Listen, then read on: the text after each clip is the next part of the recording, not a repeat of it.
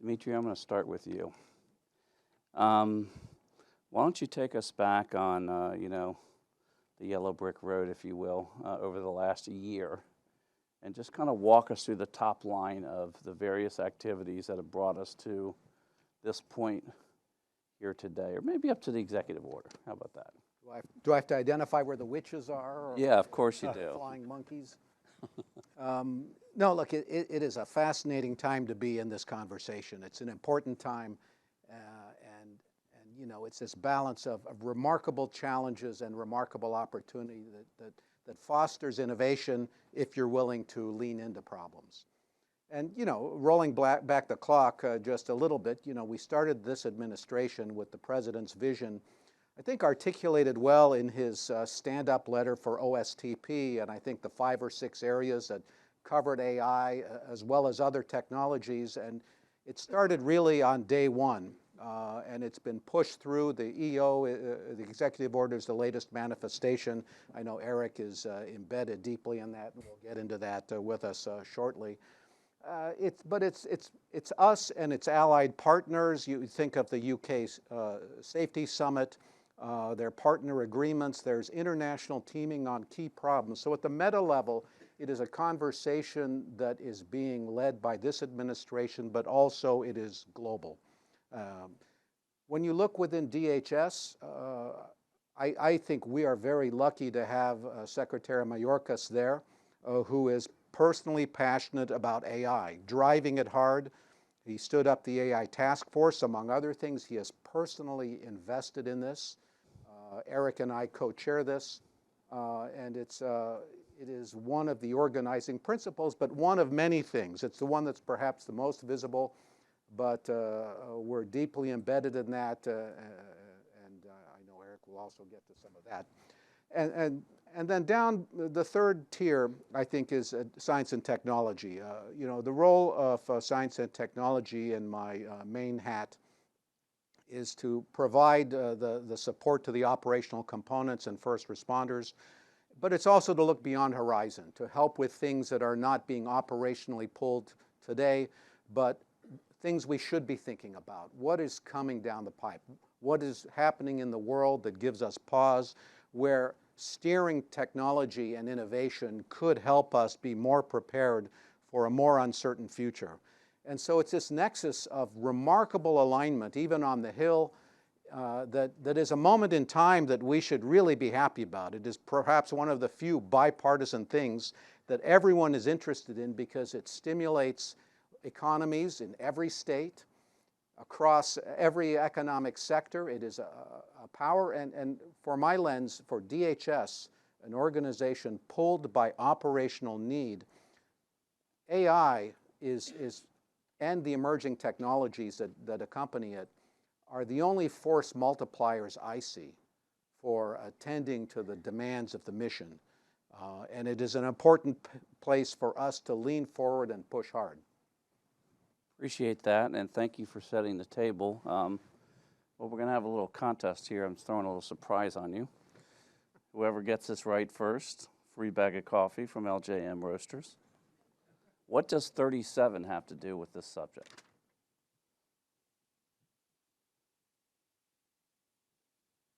"37 times DHS is cited in the executive order." Pretty impressive. And so what does that tell us? A lot of moving parts going on there. And I'm going to ask Eric to kind of take us from this executive order forward. But before he does that, I thought I'd ask you, can you explain sort of what is the role of the AI executive officer inside of DHS? Is it a dual role? How much time are you spending advising the secretary, the executives, et cetera, the interagency, versus sort of all things internal DHS AI? Yeah, thank you, Luke, and yeah, thanks to everyone for being here. It's an important point that it really is a dual role and a unique role at DHS. So there is what you read in the executive order, and then what you read in the draft OMB memo for the responsibilities of a chief AI officer in a federal agency, which are, as you said, really focused on managing AI innovation and responsible use and risk within the department. That's incredibly important. We're going to talk a lot about that. That is a significant amount of my time.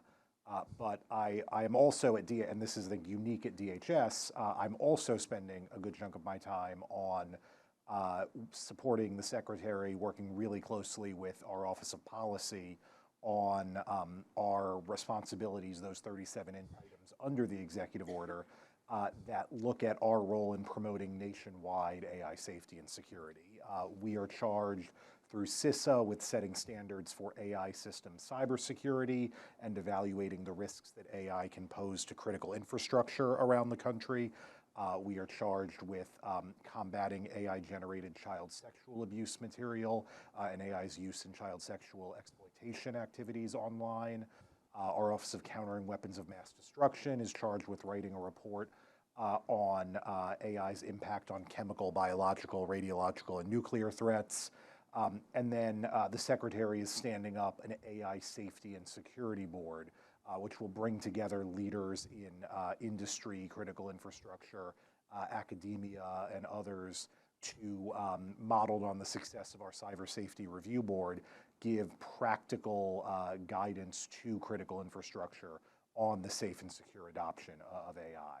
And so I think unique to DHS is the fact that we think that our own internal use of AI, the fact that we are a 260,000 person agency that is going to be using and is already using AI in so many parts of our mission, our experience doing that responsibly internally is inherently going to make us better at all of those external AI safety and security mandates. And so I'm working on sort of the intersection between those two things and how we can leverage our own experiences to support that external work as well. A lot of moving parts going on over there, and we really do appreciate it. Dimitri, how about, Eric talks about the safe use and can we talk about the strategy, the guardrails that we often hear around AI and the strategy around that, the use of that? What does that look like, and what's your role in that? So, you know, it is a very big landscape there. You know, what responsible use touches us in many ways. So one of the functions we have is in test and evaluation for acquisitions. It's pretty open-ended in terms of new tools that are coming. Everything is going to be inherently smarter.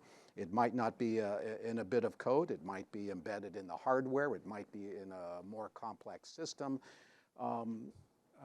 Responsible use is not a simple operation you apply on it to see if it does what you think it does, because the ways things can fail is just open-ended. And it can surprise you with some of these systems, what is normal and what is off-normal conditions. So we're thinking deeply about test and evaluation because we do have to do that for all major acquisitions. AI standards. There are things, the risk management framework is a good starting point, but it's fairly general. And when we think about the needs for AI in the department, I do believe that we're going to have specific needs on standards refined to the use cases we have, which are very unique, very specific. We're an agency that touches more citizens than any other agency every day, millions of people. Any technology we deploy that has a front-facing look has unique responsibilities that you don't get necessarily from just a commercial product. And so understanding how things can fail through the lens of our agency is an interesting challenge. It's emergent, and it's going to take a lot of work, but that's another place. So test evaluation, standards. As part of the task force, Eric and I set up also a responsible use working group. In fact, we had a call right before this one, and I was surprised Eric made it so quickly. So I knew he lived close by because we got off the call, I got in the car, and there he was. It's like, and so, you know, we're trying to get our head around a very complex issue that doesn't have any solution, but you know when it's gone wrong. And so that's kind of the landscape we're working with here on a lot of these technologies that we're starting to understand and explore. Some are not as critical when you're doing a law enforcement action where you have all of the authorities to look at all the data in any way you want. you don't have to worry about that as much because you're covered. But for other things, we have to be more aware of what it means to the citizens that are impacting these things. So it's a work in progress, but it's important to the department, and certainly the secretary cares about this quite a bit. Definitely, we're in this, please, if you want to add on there. But I think the point that you made on responsible use is so critical, and I just want to highlight it's also one that we need help from industry on. Use of AI in Homeland Security and law enforcement missions can be controversial and can be scary to some people, and for good reason, right? The actions that we take as a department can make profound impacts on people's lives, and if we are using AI and other technologies in ways that are not held to the highest standards, then we should have those authorities and abilities to use that taken away. So when we're working with you on our own, on the technologies we're building out, what we need is explainability, right? We need to be able to show how AI systems are making decisions, particularly when those impact people's rights and safety. We need transparency and interoperability so that we're not interacting or taking a black box system and just saying, trust us, the algorithm said this. And then we need strong testing. Dimitri talked about test and evaluation. And we need to be able to share those test results so that we can reassure the public that we are taking this as seriously as we are doing so, and not just say trust us, but give them the data to back it up. I guess a couple things, bring it down maybe a half a notch here. I think you both would admit that we're at the early stages, right? It's an absolute greenfield of activity that's underway. 37 different sightings inside of the EO, as we mentioned.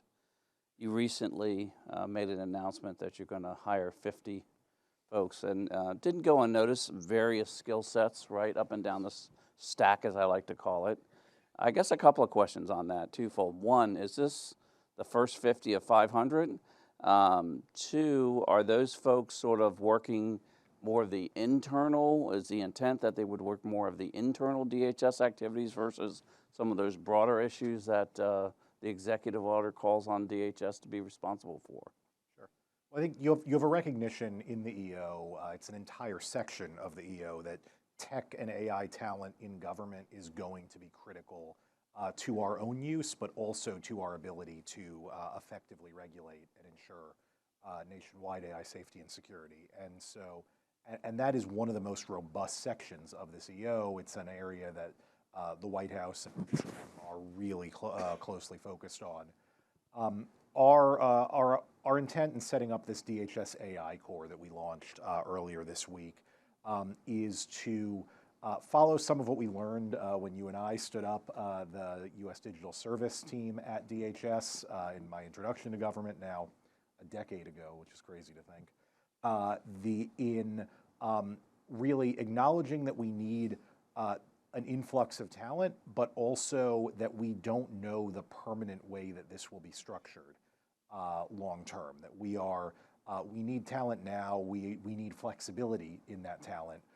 We don't want to wait for the budget cycle to complete to add 10 positions to every agency or office. And so we said we're going to kick off this 50-person hiring effort modeled on what was successful with USDS, looking at really pretty senior level talent coming in, leveraging OPM's new direct hire authorities for AI talent, running a streamlined hiring process that is based on subject matter expert evaluations. And then we're going to get them all into my office, again, just for ease of processing, and then farm them out across the department as needed. So people that come in are going to have largely be working on those internal efforts like you talked about, like our efforts to use AI to combat the flow of fentanyl into our country, to take on child sexual abuse and exploitation, some of our efforts on streamlining disaster grants with FEMA and the like. But I think I'd also expect that this cadre will have an ancillary impact on our external facing work, but the focus is really what we're doing on our mission.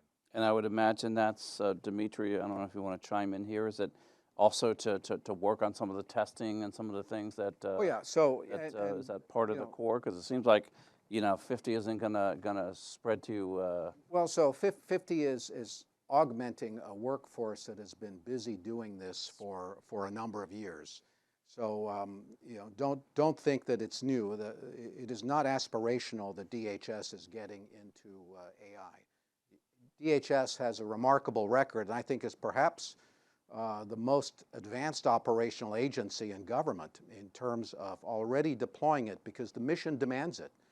It is fundamentally a really hard problem across any of the components. The problems are just vastly complex, and AI has been drawn into it. And there are all kinds of figures of merit you see. You know, taking some of them just from last year as I looked some of this, you know, in child sexual exploitation, our ability to extract content from the dark web, streaming content, and understand features to do voice, natural language processing, to do text, multi-language. There was a 50x improvement in productivity in generating cases from 4 a year to 4 a week in one of the offices. And so it was something you could have attacked by surging people, but it was done by technology. And the information we get out of that in terms of the complex networks of people, the traffickers and pedophiles, is far richer than what was happening in investigations.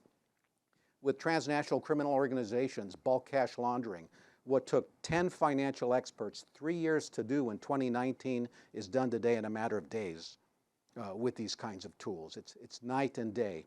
In air and marine operations, as we track all of the things happening in this country, in air, in the water, drones to commercial to private, we went from 500,000 tracks a year last year to more than 100 million that we can track with the same people, and a 300% uptick in targets of interest leading to seizures. So we mark the success of AI not in contracts or spending, but in terms of number of kids rescued, number of drug busts made, number of interventions, number of convictions, and metrics like that that are real. And I would say DHS is ahead of the game.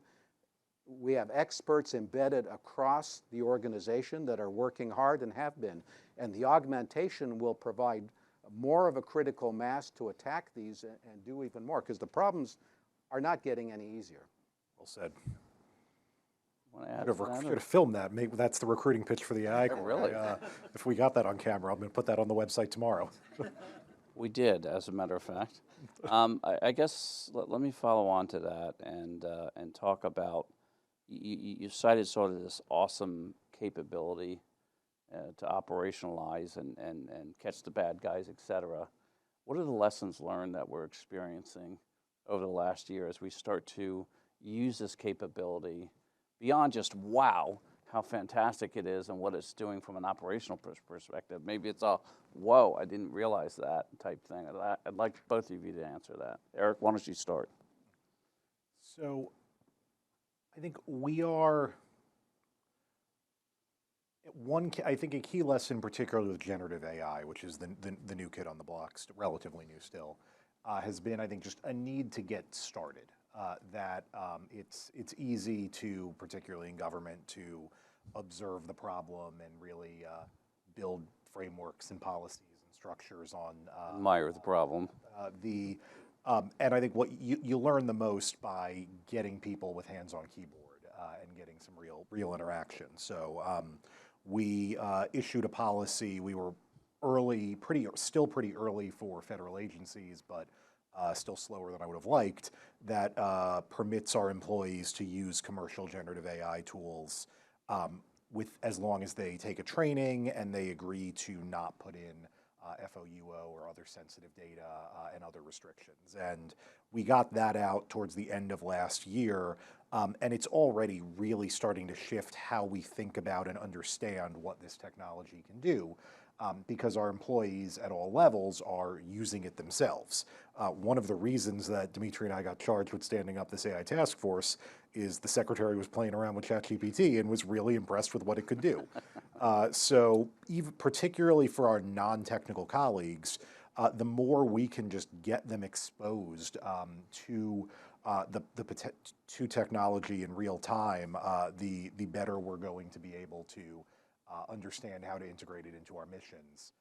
There's a lot, understandably, we have a massive frontline workforce. It's easy for people to get worked up and think that AI is going to take their jobs or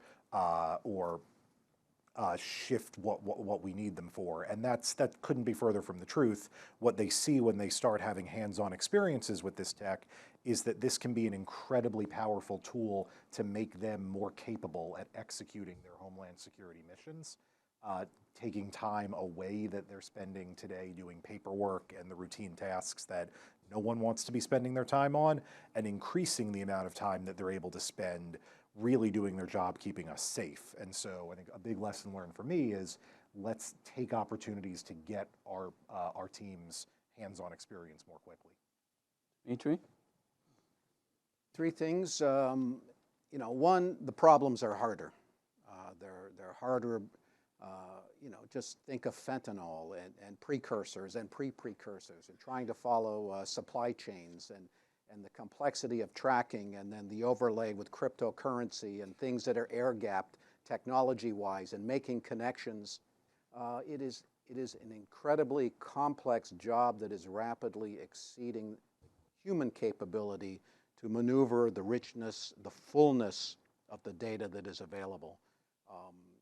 So, in terms of lessons learned and how I think about it, one, the job is getting harder across the board, anywhere you point. Multiple natural disasters happening in different parts of the country within, small windows of time. Pick your challenge. First responders, it's a different world today than it was yesterday, and it's getting more complicated. The tools, though, are growing in complexity and importance, and it's taking more creativity to figure out how you can piece together these emergent tools that could be glued together with AI, whether it's autonomous systems or nano manufacturing or gene editing or pick your area. All of these things are having an impact, and it provides you ways to think of the world and how you respond to it in fundamentally different ways. The approach to doing it yesterday, again, doesn't apply to how we think about it today and where we need to go tomorrow. We have to innovate in different ways. So the opportunities are at our fingertips, but it's not business as usual. And engagement is far more important today and is not transactional. It is deeper, I think, and has to be broader. And the third thing, coming with all of that is risk. Risk that is emergent, not tended to, that we'll have to pay attention to. And you're all familiar with deep fakes in video and voice, and it'll get more complicated. That's already a thing. We think about swatting and those kinds of things, but there are things like generative AI for transnational repression, also a thing. How it's used to lure people into Panama through the Darien Gap. The disinformation, the misinformation that goes out there, because the business model of that is immense. People make a lot of money in drawing people into Central America. AI is an enabler there. I mean, the risks that come with AI itself are different than standard ways we thought about cybersecurity or attacks or inserting code. They're kind of traditional AI attacks, so you think about data poisoning and kind of a taxonomy, but it is expanding in a way that is hard to box in. And I think what it means and what our responsibilities are going to be are going to take reflection. It doesn't fit into anything we're doing. It's part of the task force, and Eric and I struggle with this as we talk about it. There isn't a single answer. It isn't you go do it and it's solved. It is so complicated, and it'll hit you in surprising ways. I didn't know you could do that. And then the question is, whose job is it to attend to it? And I think that is also not answered. And so we're trying to frame this in and try and figure out, could you defeat facial recognition if you're on the no-fly list because you've been identified by our war team's war crimes unit? Can you pixel manipulate something and get through? There are all kinds of things that, get you thinking, and you want to at least address that, but there's just this myriad set of challenges that is fascinating and require attention. And so, we need more people. Eric should hire more than 50. You should hire 500, as you said, Luke. He didn't answer that question, by the way. But, it is a place of great demand signal for this talent. And the more we can get, the broader thinking people we can get, embedded in the mission, better everyone is going to be in this room. Everyone will be happier with that. It's not for us, it's basically for you. And speaking of 500, there's 5,000 out here, so that's another leverage point that you definitely reached into early on in your conversation. I wanted to ask you a different question. The CDO community, we actually have some CDOs out there in the audience and some others that are in the community. Where does the CDO fit into the AI agenda? And then what do you need those CDOs to do, that community to do, maybe the top 3 things to unlock some of this capability? Sure. I think it's a great question, and the role that the CDO community across DHS plays is so critical. The number one thing is to stay focused on the basics, right? It's I think a well-known adage at this point that 80% of AI is getting good data, and 20% or less is the actual algorithms and AI machine learning that's on top of that. And so we really want the CDO community to stay focused on that core 80% of work. We started out a couple of years ago our data inventory program, really helping us understand what data we have and where it is. We are looking and working to accelerate data sharing efforts across the department. That's really successful efforts like the Unified Immigration Portal across our immigration agencies. We're looking now at what similar efforts look like in better enabling our agencies to share information on their efforts to combat fentanyl and other investigative tasks. So really looking to the CDO community to be doing the 80% of the work in AI and helping us get focused there. It's been a question I've gotten of why, like, DOD and other agencies have combined the CDO and AI roles. Yep. And we took a different approach there, largely because we need our CDO community to stay, particularly at the headquarters level, laser focused on that core work. It's still too nascent of an effort at DHS. We've had one full-time permanent CDO so far. We are finalizing the hiring of our second right now, and really eager for them to have the space that they need to keep us on the right path to data maturity in our operations. All right, let's open it up to the audience questions. Got one right here. We'll take this one and then that one. Hi, Kelsey Blankenship with CGI Federal. I just wanted to ask, what do you think is the number one problem in the DHS world that isn't yet being addressed by AI that you think AI can reasonably address in the near future? For each of you. Well, look, I think there is always a mismatch between the pace of technology on one side and the things you can do, and with transition to operations where real people own real risk. We have badged people, facing challenging problems every day, and it isn't a simple transition to say, use this. That's a model that doesn't work.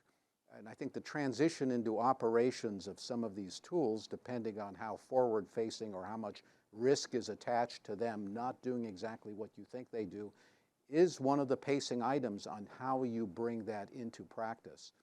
And so it's this sense of excitement. We could do all of these things, and we've got to do this. But the reality is we have to be sensitive to making sure it is done in a sound way that doesn't fail. And that's not as easy as you can think. And it's not measured in months. In things I've done in the past, it's been measured in years as you try and bring something in parallel to existing methods and ensure that it doesn't fail in ways in the field when you're really using it in ways that were unexpected. So I think one of the challenges that, the ideas are outpacing our ability to implement for real reason, because we interact with so many people. And so finding the right ways to do that, but we have great partners across the components, a lot of leadership there that is interested in finding ways to do this.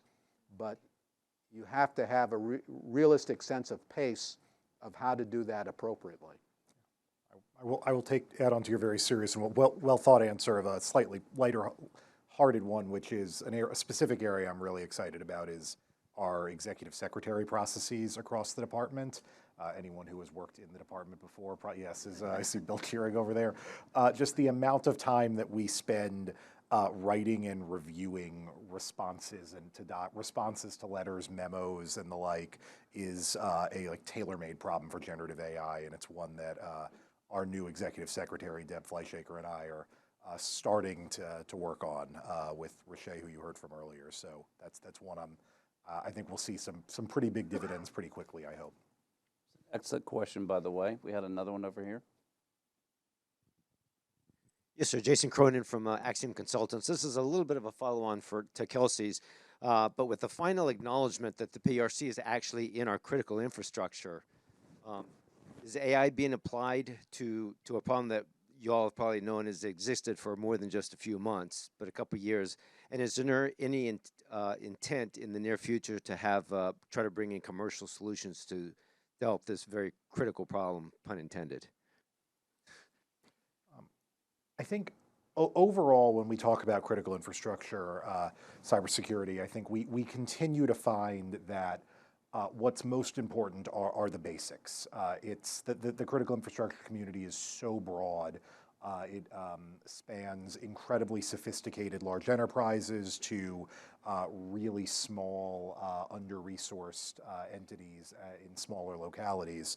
And I think while the role that AI can play in enhancing our defenses is important, I think it's really starts with a lot of the work that CISA and others have done on just covering the basics of making sure organizations are patching, enabling multi-factor authentication, having trained CISO or reliable outside help. So I do think there is a lot of potential to do more, but I think we are starting and have to start with some of those core security practices.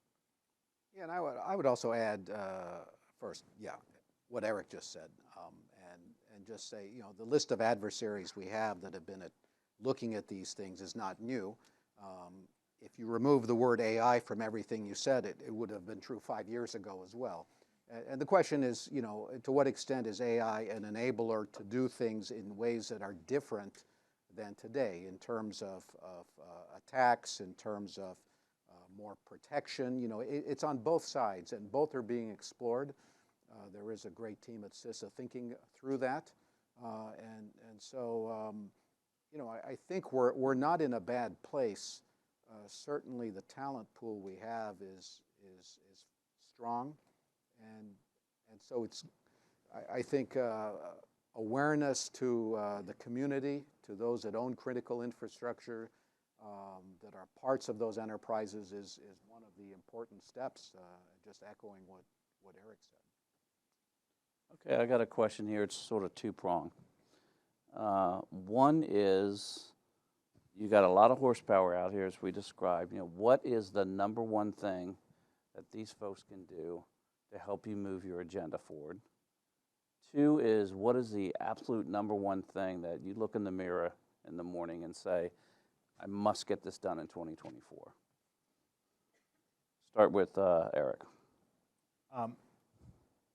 Look, I think I hit the key points on responsible use. I think it is a critical moment for our continued ability to lead in our own use of AI, and the more our partnerships with industry enable us to be interoperable, to be transparent, to be accountable to the public, to Congress, to those that we serve, the more we will be able to continue to build on our uses of this technology for years to come. And acknowledging that in particularly in the generative space, we're in an early moment. And so we need our work with all of you to acknowledge the nascent stage of some of this We're not going to be signing giant multi-year contracts on some of this. We're piloting, we're learning together, and so let's learn together. And so understanding that in our relationships together. In terms of just one thing this year, I mean, the biggest one for me is really cementing our role and leadership in the AI space, ensuring that this is an area where we are drawing connections between our internal use of AI and our external focus. But I'll quickly just note, I think one other big area outside of AI that I really feel a lot of excitement and responsibility for this year is our customer experience work. We started this out in 2021. We now have a permanent CX office led by the incredible Dana Chisnell. And I'm really looking at this year as the make or break year for making CX a permanent thing that DHS does that is not tied to any one executive order, any one item in the president's management agenda, but is a core part of our management of the department. And I think we're well on track with the work that Dana's leading there. Such an important focus area, Dimitri. For me, it's one word. It's preparedness. How do we instill an ability to be prepared for the unexpected? Because I do think we're living in a time today for which we have no context. In terms of the speed of change, the extent, the ubiquity of things, how it's penetrating all of our lives and everything around us, and the world around us changing at the same time, whether it's extreme weather or climate. There are factors around us that are different today than they were yesterday. How we think about being ready for tomorrow in the face of perhaps events and situations that have never happened before, whether they're threats to our infrastructure, threats to something, whether it's natural events, we have to be able to pivot. TSA has been piloting with Dave Pekoski on open standards, which is important. It is one way to think about these things, as Eric said, not being trapped by long contracts or proprietary things. I think that's an important piece of it. Being able to partner with companies in richer ways, because I think a lot of the needs that DHS has are boutique. They don't align with a single product, and often we are not reflective of the market cap that a company might be looking for in terms of a technology. And we have to be, but we still have to draw that capability into the mission, because I think everyone in this room would want that. And so finding ways to partner with companies in more strategic ways to draw in ideas that are perhaps more nascent, that may align with companies' 5-year plans, but may, through clever means, be diverted in a sense that is useful to the company, but useful for us. And finding ways to meld ideas together. I think we have to be more creative in how we attack problems and step away from just companies waiting for the RFI or whatever to respond to, and okay, I can deliver X, because X isn't going to solve any of our problems. I don't think there's any silver bullet technology that is out there that will solve any problem that is on the radar today that you think about when you think of us. So we need to find a more responsive fabric of performers, of partners, of means to do it, so we can be more prepared and more responsive. And so preparedness is what I worry about. How do we get to a place where we can pivot if we have to? Something happens tomorrow, we're not trapped. Who dare has the last question? Ashley Lewis. I usually don't need a mic, but I'll use it anyway. This has to do with preparedness, and it also touches on your customer experience role. I recently saw where DHS is coming out and doing some market research on the on the CX opportunities that are out there. And I think there's a DHS-wide vehicle anticipated around the CX responsibility you have to help you all address evolving AI requirements and data analytics. Are you thinking about a similar approach for the department, an enterprise-wide vehicle where you could test or otherwise put in place iterative AI and data solutions, or are you going to handle it project by project? I don't think it's going to be project by project. What I'm seeing, at least, is that where CX involves some unique skill sets that are not always a part of our existing contract teams. In many cases, I think what we need for AI development is very much a part of the way we're acquiring software development services overall. And then when we think about access to models or specific services, the way in which the industry is shaking out with cloud provider partnerships, we found that we have access through our existing cloud vehicles to pretty much everything we're looking at least to start. So far, I haven't seen as much of a demand signal there. That's not to say we won't take a similar approach, but I've been impressed at our ability to get both the expertise and model and service access through our existing software contracting approach. Eric, Dimitri, two AI heroes. We can't thank you enough for everything that you're doing. We really do appreciate it.